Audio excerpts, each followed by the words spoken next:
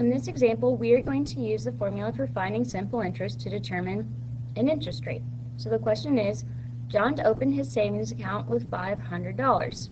I'm going to circle the important information.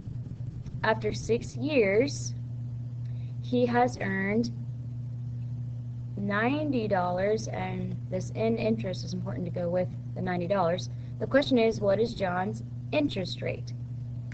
Okay, so let's see what we have here. He opened his account with $500. That would be the principal amount. After 6 years, so time is 6, he has earned $90 in interest. So interest, or I, equals 90. What is John's interest rate? That's what we are trying to figure out. So all of these letters come from the formula interest equals principal times rate times time. So let's plug them in where we got it. So the interest was 90 equals principal amount 500. Rate is what we're trying to find. And the time was 6. So $500 times 6. Okay.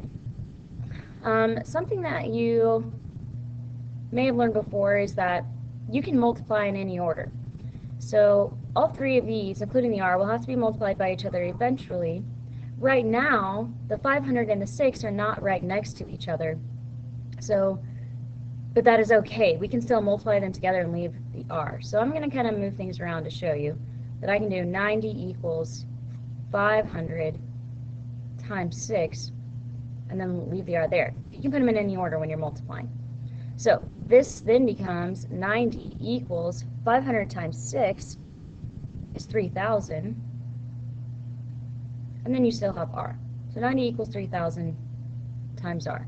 Then remember, to get r by itself, you have to do the opposite operation. These are being multiplied, so the opposite operation is division. Divide both sides by 3,000. These cancel out. 90 divided by 3,000 is 0.03, which equals r. Okay, but remember, this is the interest rate as decimal. When it asks for the interest rate, you're going to want to give your answer as a percent. So remember, all you do is move the decimal twice back the other direction towards the right to make it a 3% interest rate.